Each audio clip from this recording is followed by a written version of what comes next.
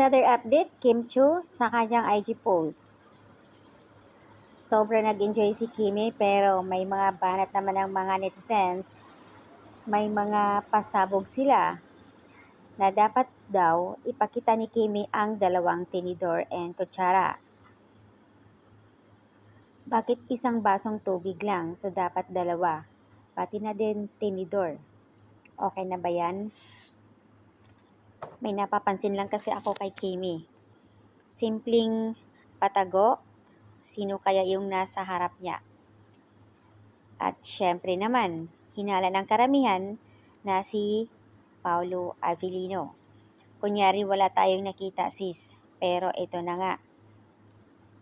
Tingnan ng maigi sino yung kaharap ni Kimi habang kumakain.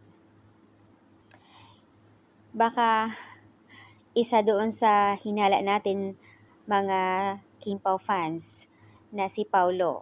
Sana nga, kasi dalawa ang tinidor. Uhaw si Kimi, talaga namang gutom na gutom kakaantay kay Taylor.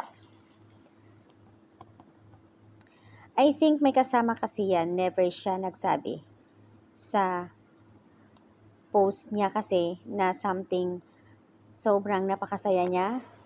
Halata kay Kimi na inspired. Any video or post, ayuda dyan, sinong pwedeng makapaglapag para talagang manahimik na mga Kim Pao fans. Kasi talaga namang hindi sila mapakali na sinasabi nila kasama nga si Paolo. Of course naman, hindi pwedeng ipakita sa publiko kung sino, kung if ever kasama siya. Kaya baka lang daw tahimik.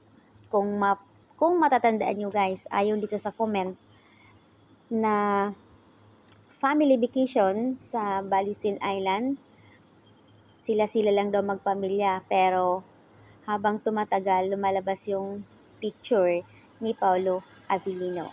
As usual, doon din sa Milan.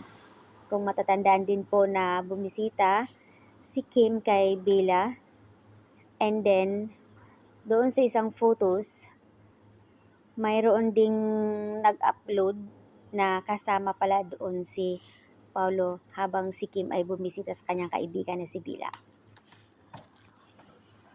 Dito kaya, sabi nila, kasama kaya si Pao sa Singapore? So, ayan, hiningi ng karamihan ang mga video or any photos kung sino ang kasama. Pero makikita sa mga mata ni Kim na sobrang saya.